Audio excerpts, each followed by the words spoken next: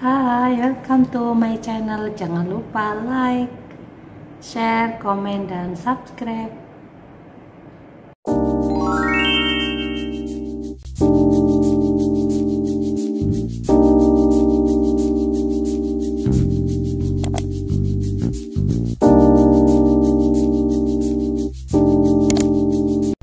Assalamualaikum warahmatullahi wabarakatuh.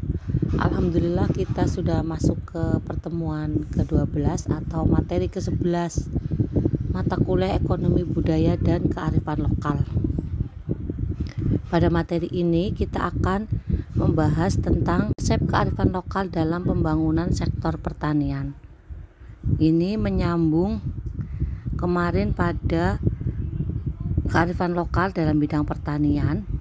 Yang ini juga tentang pertanian lagi, karena banyaknya hal yang akan dibahas ya dalam materi ini. Kalau yang kemarin kita fokus pada konsep-konsep tentang contoh-contoh kearifan lokal dalam bidang pertanian, bagaimana upaya pemerintah dan sebagainya gitu ya. Nah, ini juga hampir sama dengan materi kemarin, tapi yang ini akan lebih luas juga tentang industrialisasi. Untuk pembahasan yang pertama yaitu tentang ekonomi desa. Kita akan mengenal juga apa itu istilah ekonomi desa. Dimulai dari pengertian ekonomi desa. Menurut Kamus Bahasa Indonesia, pengertian ekonomi desa adalah ekonomi yang berdasarkan hasil produksi dari daerah pedesaan yang biasanya bersifat tradisional. Hasil produksi dari pedesaan umumnya berupa hasil pertanian bagi lokasi desa yang berada di daratan dan berupa hasil kelautan bagi lokasi desa yang berada di pesisir pantai. Semua hasil produksinya nanti bertujuan untuk membangun perekonomian pedesaan. Jadi perekonomian pedesaan itu apabila hasil produksinya atau outputnya itu didapat dari hasil pertanian dan hasil kelautan, tergantung lokasi daerah tersebut atau masyarakat tersebut tinggal. Dan ini sifatnya masih tradisional ya, karena belum tersentuh dengan teknologi atau hal-hal modern lainnya. Produksi dari pedesaan tidak hanya terbatas pada sektor pertanian dan kelautan, melainkan dapat berupa hasil keterampilan dalam mengubah benda yang bersifat tradisional menjadi barang yang memiliki nilai jual yang tinggi. Nanti seiring berjalannya waktu, hasil produksi yang dari pedesaan itu juga bisa berkembang, bisa menjadi sesuatu yang lebih baik, ya, lebih modern, lebih bernilai tinggi, lebih estetik lagi dan sebagainya. Selanjutnya, pembahasan berikutnya adalah tentang prinsip-prinsip perekonomian desa atau prinsip pembangunan ekonomi desa. Di sini ada 5 prinsip ya, ada partisipasi, keterbukaan, berkelanjutan, bisa dipertanggungjawabkan dan bisa dinikmati masyarakat. Saya akan menjelaskan satu persatu dari beberapa prinsip tersebut ya. Yang pertama, partisipasi. Sebagian masyarakat yang ada di desa masih menjunjung tinggi gotong royong dan persatuan, sehingga perekonomian desa bisa maju dengan adanya partisipasi masyarakat. Masyarakat desa harus berperan aktif untuk meningkatkan perekonomian desa. Nah, nilai gotong royong yang menjadi ciri khas bangsa Indonesia dan bisa mempersatukan masyarakat ini terlihat sekali di pedesaan. Meskipun desa sekarang juga sudah maju, tapi nilai-nilai gotong royong itu masih ada, dan itu yang bisa berperan dalam prinsip pertama ini, dalam prinsip partisipasi ini. Untuk nilai luhur gotong royong sudah ya ada di materi awal-awal perkuliahan kita. Jadi ini kita bahas sedikit lagi tentang gotong royong yang berkaitan dengan persatuan, yang berkaitan dengan prinsip pertama ini, yaitu partisipasi. Prinsip kedua yaitu keterbukaan. Daya keterbukaan merupakan hal yang wajib ada dalam unsur pemerintahan karena hal ini sangat penting. keterbukaan ini meliputi pengelolaan pembangunan, pemilihan kader, pelaksanaan program, pendanaan, dan lain sebagainya. Disinyalir di desa itu lebih menggunakan prinsip keterbukaan ini ya, karena masih ada gotong royong, persatuan, kebersamaan. Jadi kalau ada yang ditutup-tutupi atau ada yang diumpetkan ya, itu akan ketahuan ya, akan kelihatan gerak-geriknya, meskipun ada beberapa kasus penyelewengan dana desa begitu ya. Nah itu kan oknum, ini kan ngomong sebagian besar, bahwa dalam prinsip keterbukaan ini ada nilai-nilai keterbukaan dalam segala hal, termasuk di dalamnya itu tentang pengelolaan pembangunan, pemilihan kader, pelaksanaan program, pendanaan, dan lain sebagainya. Prinsip yang ketiga yaitu berkelanjutan. Dengan merancang program yang memiliki jangka waktu panjang, kegiatan masyarakat desa di bidang ekonomi akan terus berlanjut kapan saja. Program peningkatan ekonomi tersebut bisa berupa pengolahan komoditi lokal, pengolahan desa wisata, dan lain-lain. Jadi kalau ada wisata-wisata atau sesuatu yang bisa meningkatkan perekonomian desa, itu biasanya yang berkelanjutan. Karena kalau tidak berkelanjutan itu kan sudah selesai kan, itu tidak diharapkan tidak long lasting ya, tidak jangka lama, sehingga akan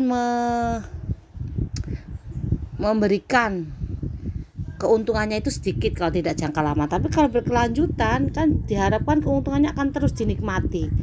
Nah, di desa ini juga sekarang sudah menerapkan prinsip berkelanjutan ini berupa pengolahan komoditi lokal. Misalnya di daerah tersebut yang paling banyak itu talas. Nah itu nanti talas diolah jadi macam-macam, ada keripik, ada kue, ada macam-macam olahan ya. Bahkan yang tradisional lainnya yang biasanya talasnya hanya direbus langsung dimakan, sekarang bisa jadi olahan macam-macam.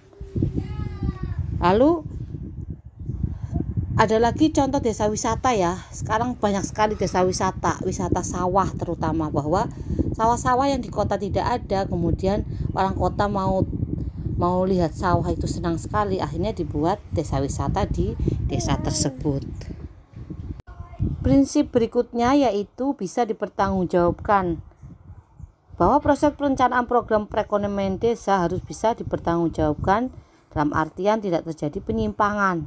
Di samping proses perencanaan, proses yang lain yaitu pelaksanaan dan evaluasi juga harus bisa dipertanggungjawabkan. Jadi kalau ini sih prinsipnya umum ya, semua yang dikerjakan atau dilaksanakan juga pasti ada pertanggungjawaban, apalagi tentang pengelolaan desa kan lumayan besar ya, sekelas desa, apalagi desa wong organisasi kecil aja, setiap apa-apa harus bertanggungjawabkan ya, ada LPJ atau SPJ-nya ya, ada laporan pertanggungjawabannya.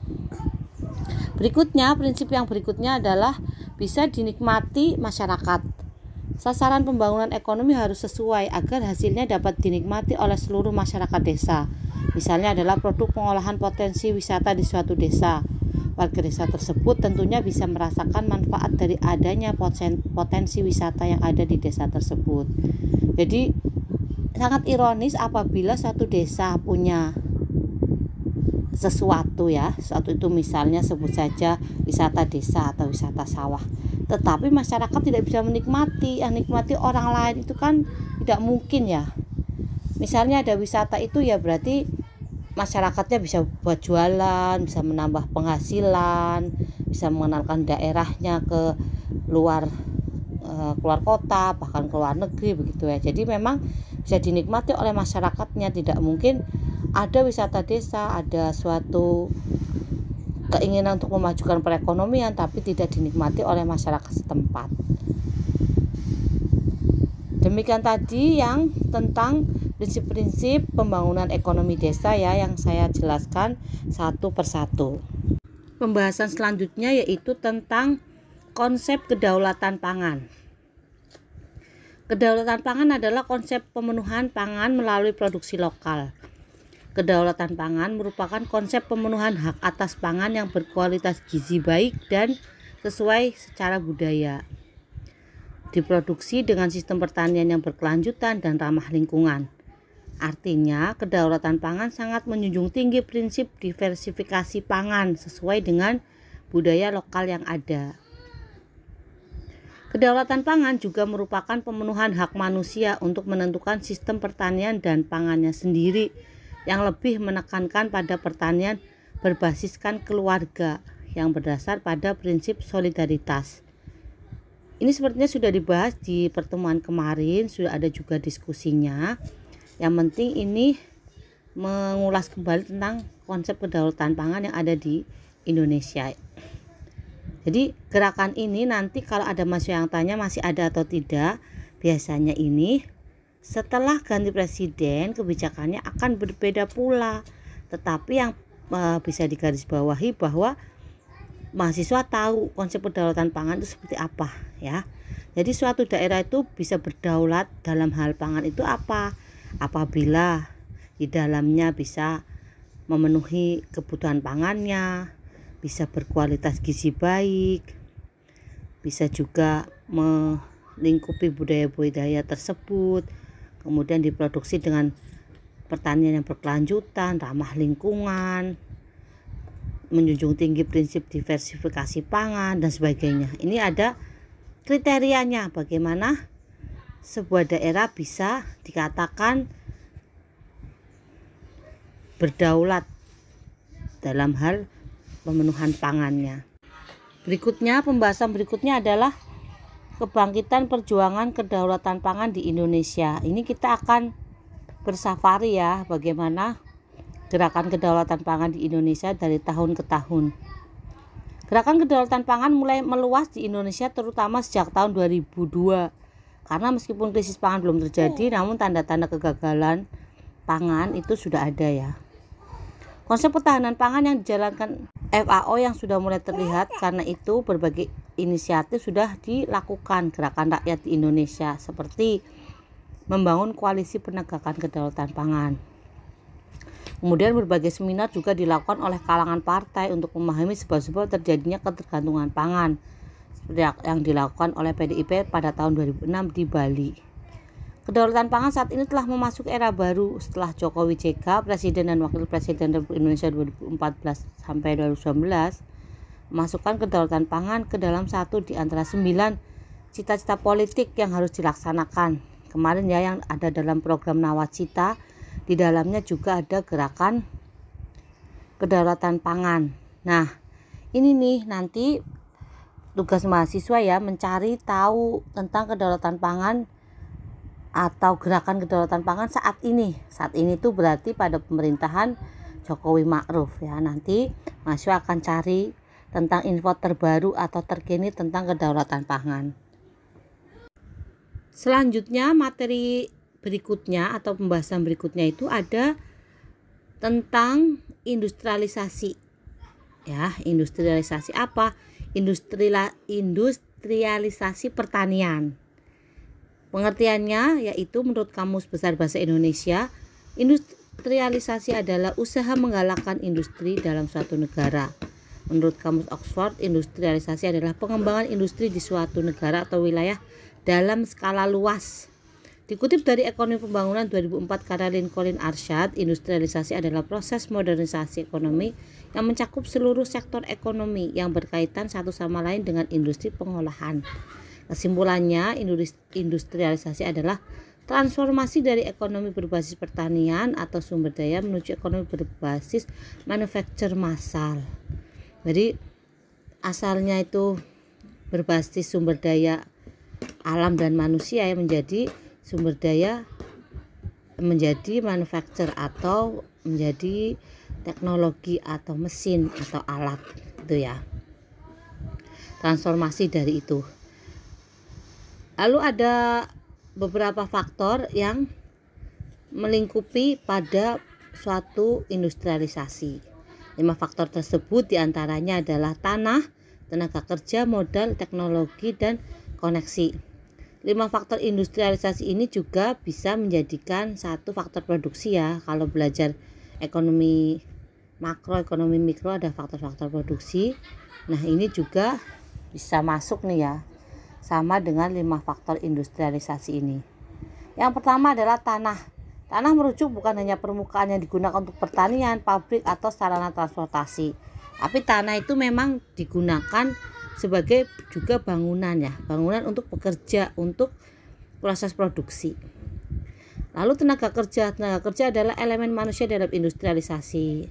Jadi meskipun ada mesin, ada teknologi ya, tetap dibutuhkan tenaga kerja manusia meskipun jumlahnya lebih sedikit daripada yang tidak memakai alat-alat atau mesin.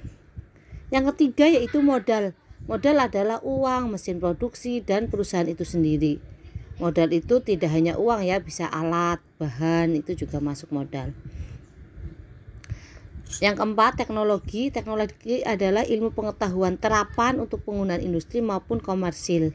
Nah, ini ada ilmu-ilmu terapan yang dipakai ya. Biasanya ini ilmunya update atau kekinian. Yang dulu bisa mesinnya menghasilkan 20, yang sekarang jadi 200. Nah, itu berarti perkembangan teknologi. Yang berikutnya, yang terakhir adalah koneksi. Koneksi adalah elemen kunci dalam perkembangan industrialisasi. Jadi koneksi ini bisa koneksi jaringan ya, jaringan dengan sesama manusia, jaringan dengan sinyal, koneksi internet dan sebagainya. Lalu bagaimana ciri-ciri dan proses industrialisasi pertanian? Pertumbuhan ekonomi meliputi peningkatan total pendapatan dan standar hidup dalam masyarakat, pembagian kerja yang lebih efisien, penggunaan inovasi teknologi untuk memecahkan masalah dari ketergantungan pada kondisi di luar kendali manusia. Cirinya tuh itu ya, ada pertumbuhan ekonomi, ada pembagian kerja yang efisien, ada penggunaan inovasi teknologi untuk memecahkan masalah. Lalu bagaimana proses industrialisasi terjadi? Menurut R. Bernanke, awalnya industrialisasi ditandai dengan transfer besar-besaran tenaga kerja dari pertanian dan ke pabrik-pabrik yang memiliki konsentrasi peralatan modal. Proses berikutnya adalah peningkatan produktivitas tenaga kerja yang dikhususkan untuk manufaktur menjadi seimbang dengan peningkatan permintaan barang. Berikutnya, lapangan kerja di sektor jasa meningkat lebih cepat daripada manufaktur setelah awal industrialisasi. Jadi prosesnya itu seperti itu ya, proses industrialisasi, biar ada gambaran bagaimana awalnya ditandai dengan apa, dengan transfer besar-besaran tenaga kerja. Lalu ada peningkatan produktivitas tenaga kerja, lalu lapangan kerjanya menjadi lebih luas atau lebih meningkat. Itulah bentuk dari proses industrialisasi pertanian. Setelah tadi kita membahas tentang kedaulatan pangan, tentang industrialisasi pertanian, sekarang kita akan mencoba membahas sedikit tentang agroindustri. Agroindustri berasal dari dua kata, yaitu agricultural dan industri, yang berarti suatu industri yang menggunakan hasil pertanian sebagai bahan baku utamanya, atau suatu industri yang menghasilkan suatu produk yang digunakan sebagai sarana atau input dalam usaha pertanian. Agroindustri, pengolahan hasil pertanian, merupakan bagian dari agroindustri yang mengolah bahan baku yang bersumber dari tanaman, binatang, dan ikan. Pengolahan yang dimaksud meliputi pengolahan berupa proses transportasi dan pengawetan melalui perubahan fisik atau kimiawi, penyimpanan, pengepakan, dan distribusi. Jadi karakteristiknya itu seperti itu ya, dari agrikultural atau dari hasil pertanian yang disatukan dengan industri. Jadi di dalamnya ada tentang pengolahan bahan baku yang bersumber dari tanaman, binatang, dan ikan. Berikutnya adalah ciri-ciri agroindustri pengolahan hasil pertanian, yaitu dapat meningkatkan nilai tambah, menghasilkan produk yang dapat dipasarkan atau digunakan atau dimakan, meningkatkan daya saing, dan menambah pendapatan dan keuntungan produsen. Jadi itu ya ciri-cirinya. Pokoknya kalau ada nilai tambah, ada menghasilkan produk yang dapat dipasarkan, digunakan, dimakan, ada daya saing, kemudian ada pendapatannya bertambah, keuntungannya bertambah, kerugiannya semakin kecil, itu berarti agroindustri pengolahan hasil pertaniannya itu sukses ya. Ada ciri-ciri agroindustri, tidak hanya Tidak hanya hasil pertanian, tapi di dalamnya ada perpaduan antara agrokultur dan industri yang dinamakan apa tadi? Yang dinamakan agroindustri. Selanjutnya ada kontribusi sektor pertanian terhadap perekonomian. Sektor pertanian menurut Kuznets memiliki 4 kontribusi penting bagi pertumbuhan dan pembangunan ekonomi nasional. Di antaranya kontribusi produk, kontribusi pasar, kontribusi faktor produksi, dan kontribusi devisa. Yang pertama, kontribusi produk yaitu sebagai penyediaan atau penyedia makanan bagi masyarakat, penyediaan bahan baku bagi beberapa industri seperti industri makanan, minuman, dan industri tekstil. Ya, jadi kelihatannya pertanian tanam menanam gitu saja ya. Tetapi ini ada kontribusinya loh sebagai penyedia makanan atau penyedia bahan baku. Bisa makanan, bisa minuman, bisa tekstil, itu dari pertanian.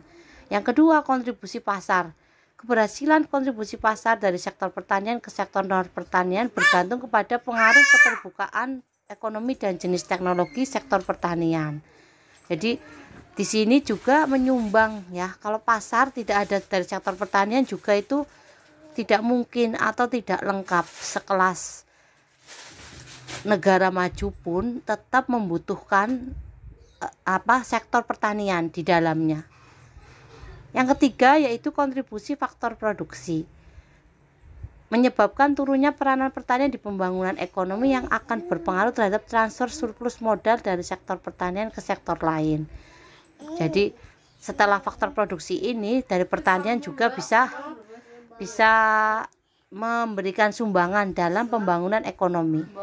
Kontribusi terakhir yaitu kontribusi devisa. Ekspor produk pertanian dan ekspor produk pertanian yang menggantikan produk impor akan menjadi sumber penting bagi surplus neraca perdagangan. Yang ini malah sangat penting sekali ya, diharapkan pertanian ini sebagai penyedia stok dalam negeri sehingga negara tidak perlu impor. Kalau bisa dibesarkan ekspornya ya dari hasil pertanian ini, jangan sampai malah negara impor. Pada pembahasan terakhir kita akan mengkaitkan sektor pertanian dengan kearifan lokal seperti yang utama dalam pembahasan mata kuliah ekonomi budaya dan kearifan lokal ya, tentunya tentang kearifan lokal. Kearifan lokal bidang pertanian yang telah dipraktekkan nenek moyang kita adalah selaras dengan alam. Untuk mendapatkan hasil panen yang melimpah harus dilakukan secara selaras dengan alam, dan inilah pertanian yang berkelanjutan yang berpijak pada kearifan lokal dalam pertanian yang sebelumnya berkembang sebagai sistem kepercayaan yang berdampak pada konservasi lingkungan dan mengakar dengan penghormatan kepada sesuatu yang diyakini memiliki kekuatan untuk menjaga alam. Kearifan lokal dalam pertanian selain membentuk sistem religi juga membangun pengetahuan lokal yang dapat diambil pelajarannya secara filosofis dan pragmatis. Ini yang kearifan lokal dalam sektor pertanian, contoh-contohnya kemarin sudah ya kita bahas di materi kearifan lokal dalam bidang pertanian yang sesi 1 ya, yang bagian 1 atau kelompok 10. Yang ini sesi 2 atau bagian kedua ini kita tidak membahas contoh-contohnya lagi karena sudah dibahas di awal tadi di materi ke-10. Nah, ini yang berikutnya sebelum ditutup ini juga ada contoh ya, contoh pengembangan dan pemberdayaan masyarakat berbasis kemandirian untuk mewujudkan ketahanan ekonomi di daerah Wonosobo Dieng. Meskipun yang kemarin contoh-contohnya menyeluruh seluruh Indonesia ya, kalau ini contohnya yang ada di Dieng. Untuk subsektor tanaman pangan, permasalahannya itu lahan belum dimanfaatkan secara optimal. Pemanfaatan lahan tanaman pokok masih rendah. Nah, program pengembangannya apa? Program pertanian pada perluasan area pertanian dengan memperhatikan bibit unggul, pupuk, dan pestisida. Lalu program bantuan bibit unggul pada petani. Ya, ini nanti bisa dibaca sendiri. Ini contoh-contoh pengembangan masyarakat berbasis kemandirian ya. Karena ini contohnya berkaitan dengan ketahanan ekonomi yang seperti dibahas di atas tentang ketahanan pangan. Jadi ini cocok contohnya ketahanan ekonomi atau ketahanan pangan di Wonosobo Dieng. Nanti bisa dipelajari lebih detail. Untuk contoh-contoh kearifan lokal yang dikaitkan dengan pertanian sudah lengkap kemarin di materi ke-10. Sekian video yang dapat saya sampaikan. Mohon maaf apabila banyak kekurangan. Semoga bermanfaat. Wassalamualaikum warahmatullahi wabarakatuh.